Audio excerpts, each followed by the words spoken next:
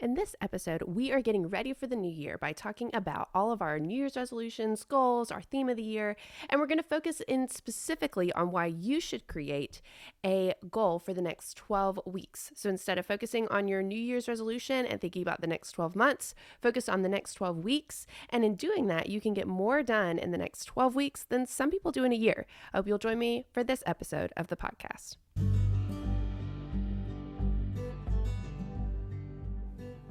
Welcome to a More Beautiful Life Collective podcast.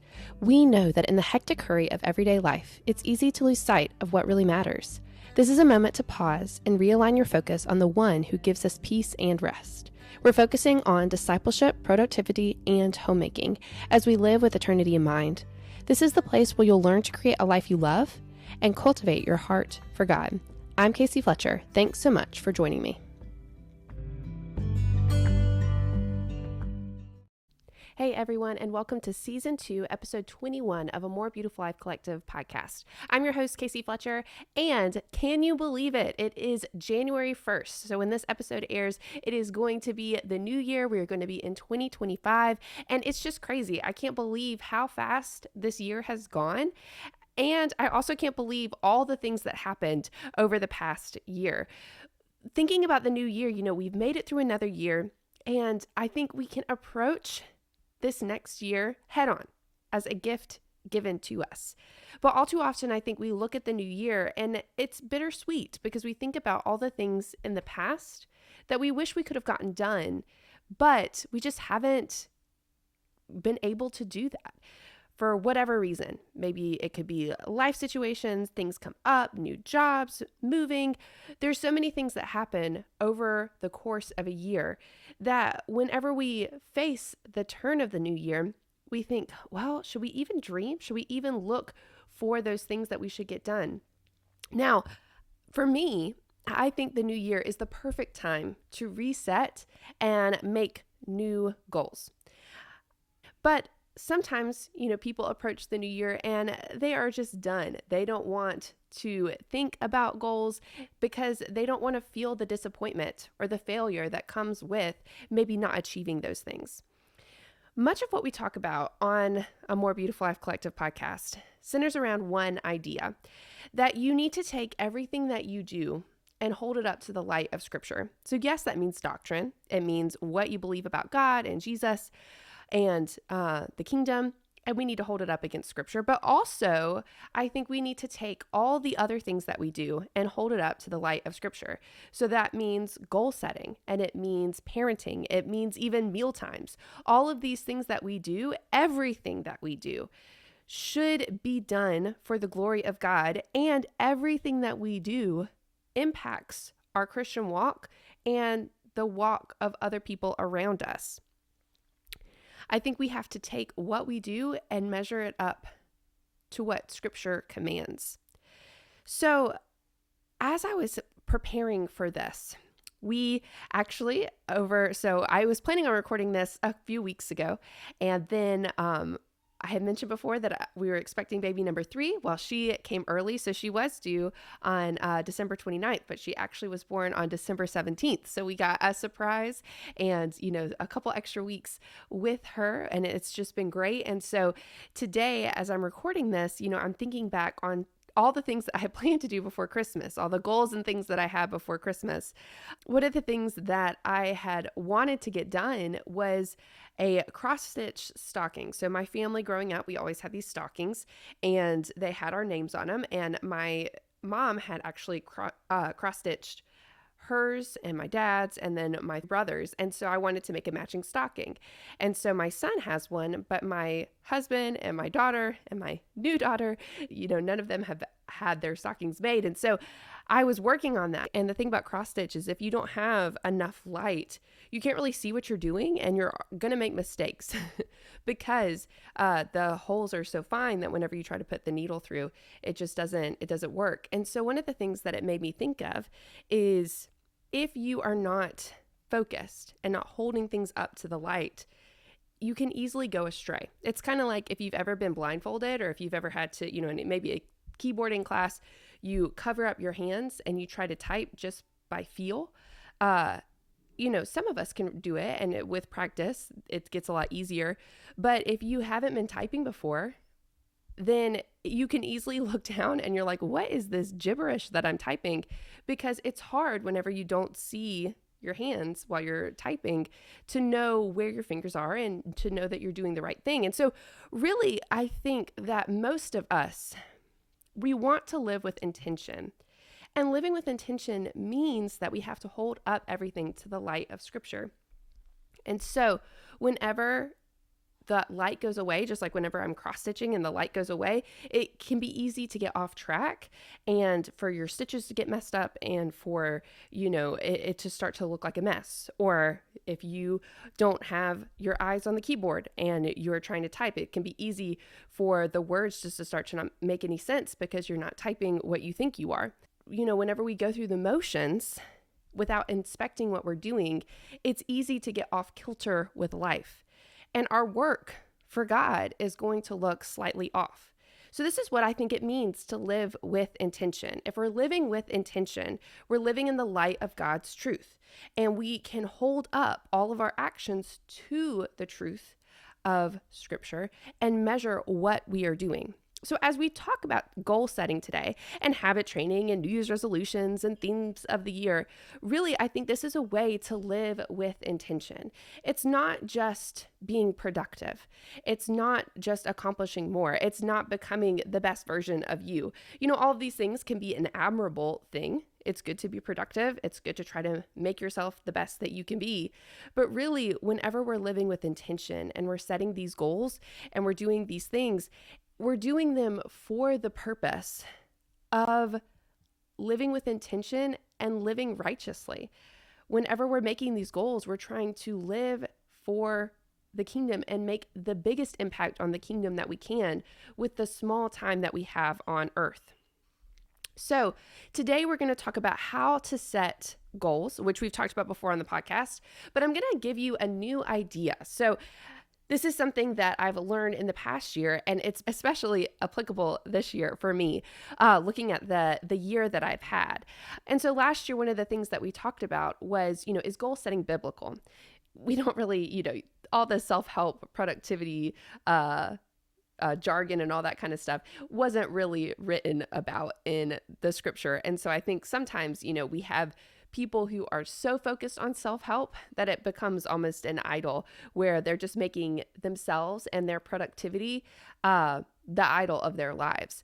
But I do think that goals can be a good thing for the reason that I just mentioned, that it helps us to live with intentionality and purpose. And it gives structure to our days. Just like our schedule gives structure to our days, I think our goals can give structure to our days because it adds purpose.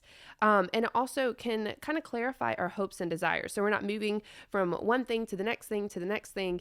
Instead, we say, this is my goal and I'm sticking to it. It gives us consistency, determination, and it can help with our perseverance as well. But importantly, goals are only biblical if God is your first love. If God is your first desire in life, you have to have rightly ordered loves or priorities in order to have goals that can really impact your life and impact the kingdom. So just a reminder, if planning is good and it's even commanded, but it's important to say that you have to make sure that God is the foremost in your life. Now, whenever we're making goals, I think the best thing to do is to start with a yearly review. So we talked about this process in the last season, but basically a yearly review is where you look over the past year and you document what you did over the past year. So again, a year is a really long time. And if I think about this past year, I had a lot of goals. I wanted to do a lot of stuff in our yard with homesteading and things like that. And then in April, we got pregnant with my third child, and I always get hit with really bad morning sickness. And so all of the plans that I had for the summer kind of got derailed. And then, things came up, but we had new things that we did. And so there was trips that we wanted to take, but then things happened, then they got canceled, but then we did other things. So that's just the way that the year goes. And you guys can probably think of examples in your own life where opportunities came up that you were hopeful for, that were things that you didn't even think that would happen. And those are great things. But then also, that there are things that you're like, oh, I wish I could have done this. And it just doesn't happen. And so it can make you kind of upset that, oh, I wish I could have accomplished more than what I wanted to, or what I actually got done this year. And so we just have to kind of embrace those curveballs. I think a yearly review can help you to see what you got done. And a lot of times it can be motivating, because even if you didn't accomplish the goals that you had planned at the beginning of the year, time has a way of moving forward, and I think you'll be impressed with what happened over the past year, even if it wasn't maybe what you envisioned. Part of the yearly review, I think, is always to ask yourself, what are the accomplishments and the good things from the past year, your rows, which is like the highlights of your year. And then also to ask yourself, what are the thorns of the past year? So what are the pain points and shame points, things that caused you pain and things that you wish that you had done better, the regrets of the past year. And that can guide your upcoming year and what you want your goals to be. Then I would suggest that you create your theme of the year. So last year, my theme was I wanted to my word was spontaneous. And so what I meant by that is I wanted my habits to be spontaneous, so that I had room in my life to be spontaneous and to do things. And, in some ways that did happen. I was able to set up some habits and routines and create systems for myself where I was growing. But then in other ways, there was a lot of things that just fell apart. Like I said, whenever I was morning sick, the house looked like a bomb went off. Things that we had been really good with, we were trying to do a lot of outside time. That didn't really happen over the summer. It was a really hot summer too. So that just didn't happen. And so there were things that I accomplished and things that I didn't accomplish with my theme of the year. With your theme of the year, basically what you're doing is you're just establishing the direction of your goals. So a theme of the year is not a specific goal. It's not saying I want to do a garden or I want to run a 5K. A theme of the year instead is giving you a guiding light to define all of your goals.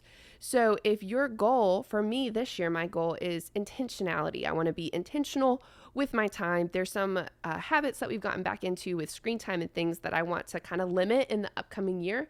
Now that we've made it through, pregnancy and the newborn stage, we're in the middle of that, but that won't last forever. And so there's things I want to do about my own screen time and my kids' screen time. And so that's one example of intentionality. So I can be intentional with the household tasks. I can be intentional with screen time, with outdoor time, but it's not a specific goal. Instead, it's coloring the goals that I have for the year. And I think the importance of the theme of the year is that you can't make a bagillion goals and expect to reach all of them. So instead, you give yourself a theme, and then you can limit some of the goals and kind of narrow down what you want to focus on this year. Then the next thing that you can do is create a list of potential goals. And so these would be like your normal New Year's resolutions. And I think with this, the sky's the limit, right? As many goals as you want. You won't meet all of them, but it can kind of give you a way to brain dump the things that you are saying that you wish you want to do. I have a list of goals that you can find online. I also have some planners and resources on the shop at morebeautifulifecollective.com/AMBL shop, where you can find ways to plan out your goals and habit tracking and all that kind of stuff to help you reach those goals. For me, some of the goals that I do every year that are not necessarily something I need to focus on is I always try to do a reading challenge. And so I actually did really well on my reading challenge this past year. Normally I say 52 books, and I think that's a good goal for anybody. It's a book a week. This year I like doubled that goal. So I think next year I'll still say 52 books. I do Duolingo. So, I do a little bit of German every day. I also try to do a Bible reading plan. And so I'm planning on, reading through the Bible again. I don't know if I'll read through the whole Bible or just the New Testament, but that's another goal that I have that I definitely want to do. And I want to do the 1,000 hours outside challenge. Normally with that one, we have not reached 1,000 hours with my kids, but that's something that I want to do. So I think with your creating a list of potential goals, it's things for you and your family. And it just helps you to kind of say, okay, what are the things I always wanted to do? But again, you won't be able to focus on all of these all at once.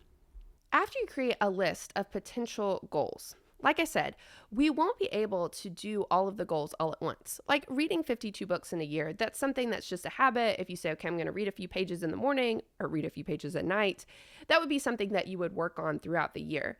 But there's certain goals like fitness goals or maybe doing projects around your house or maybe a work-related task that you want to do. That's not something that really should span the whole course of a year. Even if you said, okay, I want to run a 5K, normally 5K training programs are about 3 months. And so I think if we look at a lot of the goals that we would set for ourselves, a lot of those things can be kind of condensed into these 3-month periods. And so this is something that I think can really help us to actually accomplish our goals and really accomplish more than what other people are doing by just setting a yearly resolution. So there was a book by Brian P. Moran and Michael Lennington that was published in 2013, and it was called The 12-Week Year. Get more done in 12 weeks than others do in 12 months. And so I just read this book this past year, and I think this is something that is very applicable to everybody, and it can help you to meet those New Year's resolutions that you've been reaching for, but you haven't ever actually got to. So I'm going to give you the 5 principles of a 12-week year. And I think this can help you to narrow your vision for what you want to accomplish in the next 12 weeks. And then you might even find that it helps you to be even more productive and intentional with your upcoming year. So the first thing about a 12-week year is basically you are condensing those New Year's resolutions or those big goals into 12 weeks. So instead of saying, okay, this year I want to start running, what you're doing is you're saying, okay, in the next 12 weeks, I'm going to do a running program. And what they say is this periodization is better than annualization, which basically saying, okay, the 12 weeks is better than saying you're going to do something over the course of a next year. Because in our brains, whenever we say, okay, we're going to do something in the next 12 months, generally what we do is we procrastinate. We say, okay, we're going to do this thing. And some of us may start off saying, okay, January 1st, I'm going out there, I'm lacing up my shoes and I'm running. But we know in about 3 weeks, we kind of give up. And then we procrastinate getting back into it. We say, oh, well, I still have, 8 months to get this done. And then it becomes 6 months and then 3 months. And then we're like, oh, the whole year has gone by and I've never done the thing that I said I was going to do. And so that is where the 12-week year, it condenses it down into a realistic time frame, but it also makes you have a sense of urgency. Like you need to get this done because the 12 weeks, each week is essential whenever you've condensed something down to that short amount of time.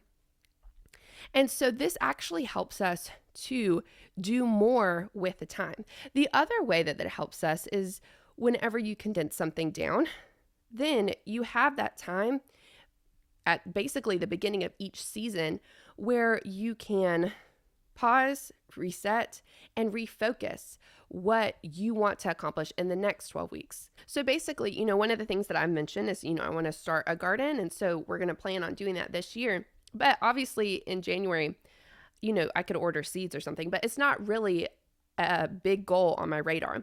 Well, instead of focusing on that right now, I just say, okay, that is going to be another 12 weeks in the future. I'm not focusing on that right now. And I can use the next 12 weeks to focus on a different goal that's more applicable to my life in this season right now. So each 12 weeks is a fresh start. If you didn't do a good job in the previous 12 weeks, you would reset. Or if you did do a good job, you would celebrate your wins. So how does this actually work? Well, to create your 12-week year, basically what you do is you create a big goal. So that would be the running a 5K or planting a garden or decluttering your house. And then you create 12 weekly plans with tactics to reach your goal. So generally I would say, okay, you need to probably focus on maybe at most 3 goals. So my goals would be a personal goal, a work-related goal, and then a goal related to like my home and my kids and my family. But you could have 3 work-related goals or 3 personal goals. It doesn't really matter. And what you would do is you would have the big overarching goal, But then you have to break that goal down into 12 weekly plans. So if your goal is to run a 5K, you know that each week you're going to have to do a specific thing to run that 5K. So your tactics would be what you need to do to accomplish your goal. So your tactics would probably be, you need to get a pair of running shoes. So that would probably be in week 1. Maybe you need to find places to run. So that would be another week 1 goal. And then you need to run regularly, right? So 3 times a week. And then maybe you could find an accountability partner. You could think about all sorts of different tactics to reach your goal. These tactics are basically the habits that we need to have to reach our goal. But I think the word tactic, it can help you think strategically about what you need to do. So it's a different phrase, but it means the same thing as what we've talked about before on the podcast with habits. So if you are planning on budgeting, maybe that would be your goal, budgeting, paying down debt, building your savings. Then you would have to think, okay, what would a tactic be to reach my financial goals? And so those tactics could be budgeting each week and writing down your expenses. It could be, doing a no spend challenge. So maybe saying you're not going to buy takeout food or Amazon purchases or whatever. It could be trying to make food at home to reduce your grocery budget. So all of those things are tactics that you can use to reach your goal. So your weekly plans, you can think of them as like a roadmap for how you're actually going to accomplish your 12-week goal. If you fail to plan, you plan to fail. And so many of us, I think we make these lofty New Year's resolutions, but we never actually flesh out the tactics that we need to do to reach those New Year's resolutions. And so then they fail because we're just kind of in this limbo state where we don't really have a plan. We just have this desire. And so the first step is definitely making this plan. And what I would suggest is, at the beginning of the 12 weeks, so like right now, if you're planning on doing this for the next 3 months, at the beginning, you write down all your tactics. And then what you do is each week, you write down your weekly plan. So you can think, okay, well, maybe if you're doing like a business deal and in 6 weeks, you need to do something to accomplish that business goal.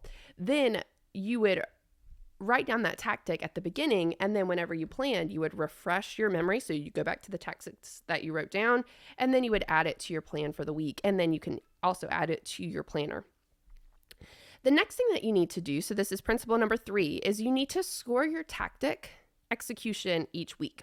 So basically, each week you'll have your weekly plan, but one of the crucial things about this is you need to score how well you actually completed what you wanted to do.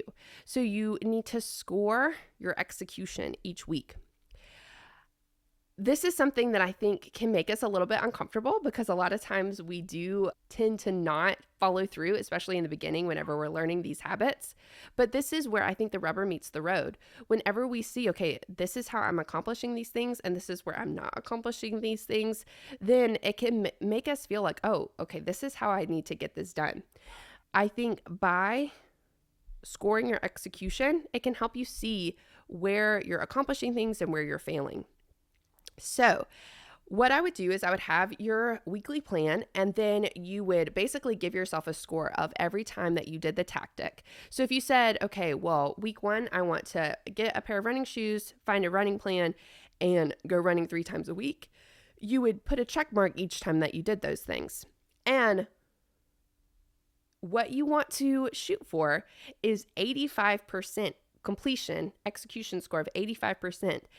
To reach those goals. So if you got the running shoes, got the running plan, and only went running once a week, that would not be that 85%.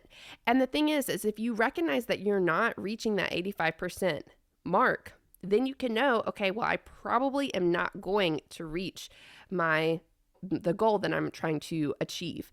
It's the same thing. Like if you said, okay, my goal is I want to have this financial goal. And so I've decided that I'm not going to go out and buy fast food for this week. I want to just make my food at home. And then you find, oh, actually, I went out 3 times a week.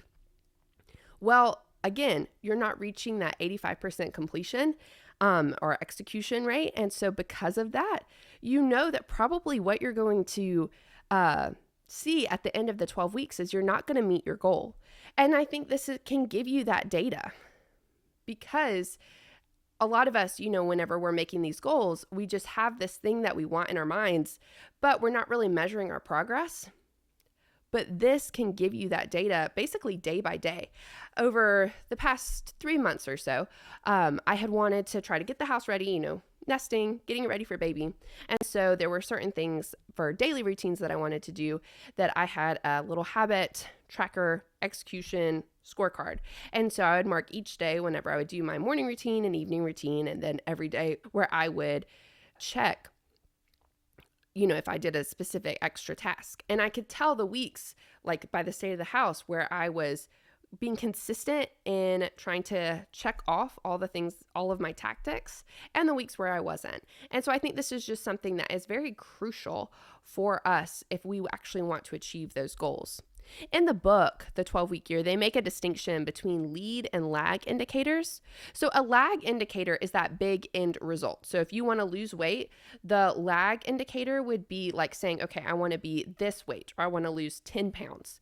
And so basically it just shows you whether or not you met that goal. If your goal is you want to read 5 books over the next month, the lag indicator would be the actual books read. Then the lead indicator is things that show you that you probably are going to meet your goal. So a lead indicator in this instance, so with our weight loss example, the lead indicator would be maybe the calories that you eat each day or your exercise routine. If it's with your books, it would be if you sat down and you read a chapter each day, or maybe you sat down and you read for 30 minutes. So you need to really track both lead and lag indicators. But it's important that you recognize that your tactics are really those lead indicators, and they're going to tell you ahead of time if you are going to reach the goals that you want. So our principle number 4 is that you need to schedule the 12-week year into your day. So just like we've talked about before with our habits, your 12-week year, it needs to have a space in your day. This is where you can work in habit stacking and, your scheduling to make sure that you are giving space to reach your goals, especially if your goal is something that you've never really worked on. So if you are wanting to do a garden and you normally never go outside, you have to say, okay, I'm going to go outside on this day, or I'm going to go outside at this time and work on the garden. You have to schedule that into your day, or it's not going to happen. In addition to this, we also have to schedule a weekly review time into our week to reflect on our progress. So part of what I mentioned before is that each week you're going to be creating a weekly plan to accomplish your goals. And what that means is that you need to schedule some time to actually make your weekly plan. And this would be a great time to do the rest of your weekly reviews. So to fill out your planner, make your meal plan, all that kind of stuff. Business professionals actually recommend setting aside at least 3 hours a week to work on your business, not in it. So that would mean instead of doing tasks that you have to get done for your boss, instead what you're trying to do is you're trying to work on the overarching vision for your business. You need time to look at what you're doing from a bird's eye view to gain clarity on where you want to go. And I think too many of us are caught up in a hamster wheel where we're just doing the next thing and the next thing and the next thing, but we never try to do that vision casting. And so whenever we take that time during a weekly review and even during a yearly review and setting up these goals, we can reflect on our priorities and our accomplishments and our activities, and we can make sure that we're living with intention. And then the last thing that you need to do, principle number 5, is you need to find people to help you stay accountable to your goals. In the book, they mention that, people, they can't make you reach your goals. But by being transparent with the people around you, it can really help you to be accountable to yourself for those goals. So if you have a goal, it's good to work in community with people and explain where you're at. I mean, this is a Christian principle anyway. It's that transparency where you say, okay, this is what's going on. This is what I've accomplished. And this is what I'm struggling with. And then people can give you feedback. So it's not that they're saying, okay, you have to do this thing. They're not carrying it for you or making you do the work. You have to do the work. But by saying, okay, look, I wanted to do this goal, but I noticed this past week I did nothing, none of my tactics. I did nothing to actually help me reach this goal. People can help you problem solve, and maybe they could say, hey, I could check in with you and see if you're going to do it. Or, hey, let's look at your schedule and see if we can move this habit to a different part of your day. They can help you problem solve.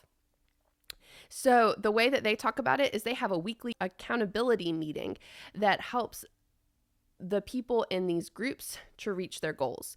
They confront breakdowns, recognize progress, create focus, and encourage action. So this is something that I think would be very beneficial for anybody. You just need people to be transparent with. But especially with these goals, if it's something that you're really passionate about and you actually want to reach it, then I would suggest trying to reach out to somebody and having them be part of this accountability group. So some benefits for the 12-week year. Why should you do this as opposed to any other type of goal setting? First, I think it helps you by providing a small period of time where you're making and keeping goals. So again, it gives you that sense of urgency. It also provides a structured time to rest, recharge, and refocus. So at the end of the 12-week year, like in that 13th week, you need to celebrate. So take a week off, rest. Maybe you could even go for vacation or go out on a date night, go out for dinner, or find some other way to recognize some of your accomplishments. So you can kind of build in that Sabbath week into your 12-week year. Also, this can be started at any time. It doesn't have to be at the beginning of the year, and it doesn't have to be, at the beginning of the school year, like we talked about before. All you have to do is set a vision and make a plan. So you could do this at any time in the year. And it's easy. The last benefit is that it's easy to see breakdowns in your execution and see where you're kind of veering off the path that you've planned for yourself. And so if you aren't completing the tactics or habits that you need to each week, it's not going to surprise you that you're not going to reach your goal. And it's also not going to be like, well, how can I actually do this? Instead, you'll just see, oh, well, I'm not doing my habits, and because of that, I'm not reaching my goal. So it can give you clear feedback to say, okay, well, what can I do to actually achieve my goal? It demystifies the goal setting progress. So my question to you is, what is your goal for the next 12 weeks? As you head into the new year, hopefully you can steal an hour or two away from the busyness of everything going on and create some goals for the next 12 weeks. It's important that we're productive for the kingdom and that we steward our time effectively. When we live with attention, we can accomplish great things for God. So I would love to hear your goals. You can comment below. You can also visit the blog and comment on today's post, which is setting up your year for success with a 12-week year. Don't forget to like and subscribe so you can never miss an episode. And while you're there, I'd love it if you left a rating and review because that helps others find the show. You can check out the shop at amorebeautifullife.com/AMBL shop to help you with resources, planners, guides to help you set goals and live with intention this upcoming year. Until next week, I hope you create a life you love and cultivate your heart for God. I'm Casey Fletcher, and I'll see you next week. I hope you've enjoyed this episode of a More Beautiful Life Collective podcast. If you haven't yet, please leave a rating and review wherever you listen to podcasts to help others find the show. While you're there, you can like and subscribe so that you never miss an episode. Don't forget to check out the blog and our store for more encouragement and resources on how to create a life you love and cultivate your heart for God. I'm Casey Fletcher, and I'll see you next week.